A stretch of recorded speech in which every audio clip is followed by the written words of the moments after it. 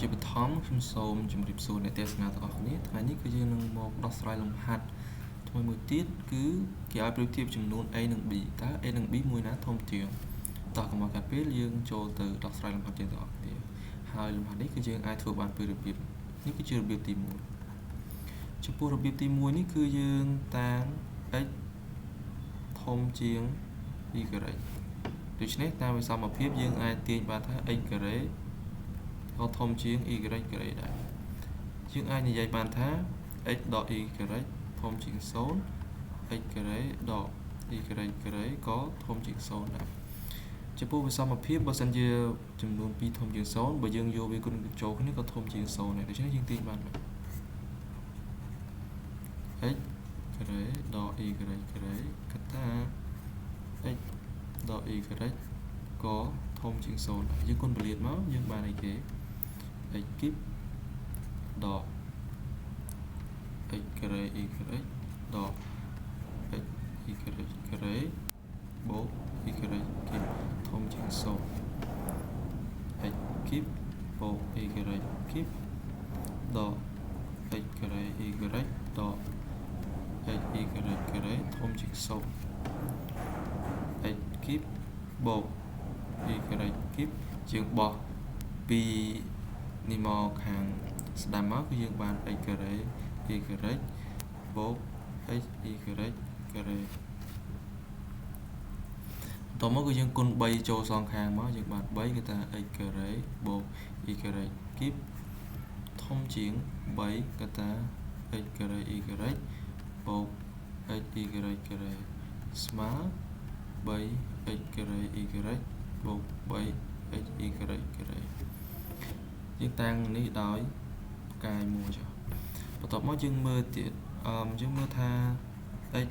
បូក y ការ៉េសេគុណ3ស្មើគេស្មើ x គីបបូក3x ការ៉េ y ការ៉េបូក3 x y ការ៉េបូក y ការ៉េគីបដូច្នេះនាំឲ្យ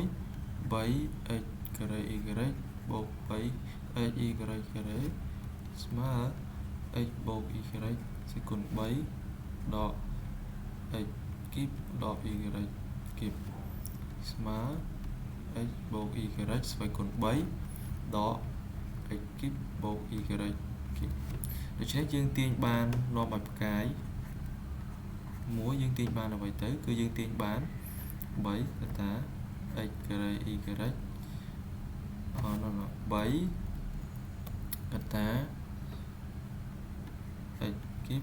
បូក y ការ៉េគីបគឺធំជាងx បូក y ការ៉េសេគុណ3ដកឲ្យ x គីបបូក y ការ៉េគីបតមកយើងបោះអង្គនេះមកចំនួននេះមកអង្គនេះមកយើងបានអីគេ4 x គីបបូក y ការ៉េគីបធំជាង x បូក y ការ៉េសេគុណ3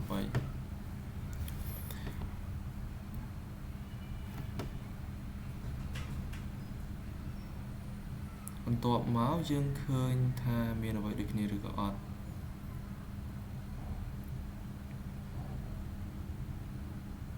យើងឃើញថាបើសិនបើយើង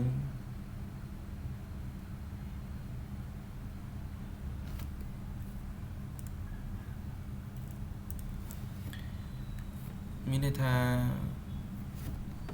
យើងទាញបានអីគេទាញបាន x បូក y ការ៉េស្មើអីទៅបោះឬមកនេះមកគឺវាត្រូវតូចជាងឬទី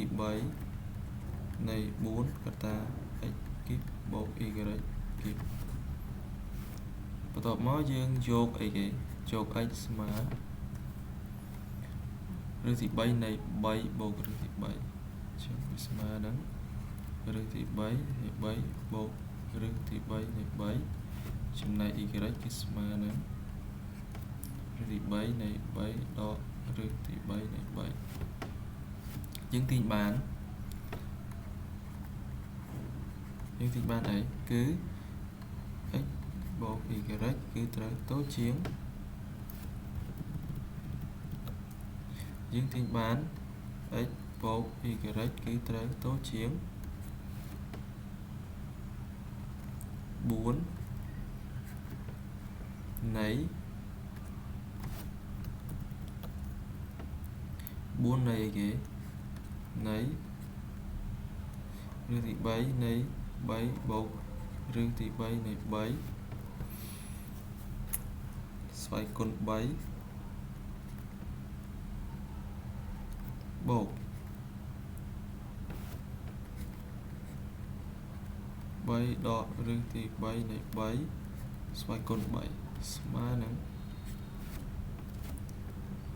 នេះគឺជារឿងទី3ស្មើនឹង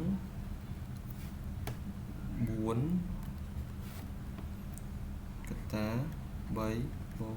រឿងទី3នៃ3កតា3ដករឿងទី3នៃ3អញ្ចឹងគឺយើងទទួលបាន x បូក y គឺតូចជាងឬទី3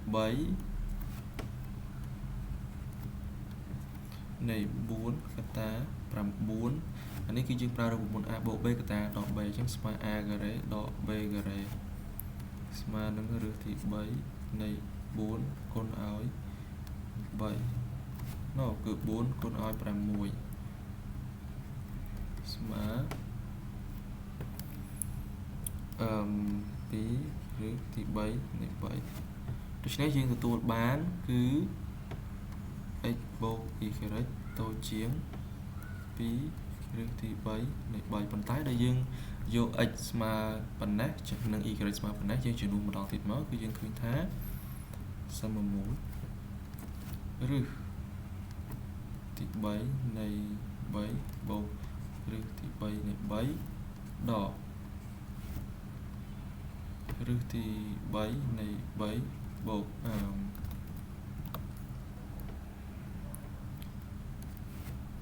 ដកឬទី3នៃ3គឺស្មើនឹង2គឺត្រូវតូចជាង2ឬទី3នៃ3យើងឃើញយើងបានស្រាយបញ្ជាក់ថាប៉ុណ្ណេះបូកតម្លៃខាងនេះគឺតូចជាងតម្លៃខាងនេះដូច្នេះយើងឆ្លើយមកដូចនេះអ្វីដែលគេសួរយើងគឺ3ដកឬទី3នៃ3បូក3ដកបូកឬទី3នៃ3គឺត្រូវតូចជាង2ឬទី3នៃ3នេះគឺជារបៀបទី1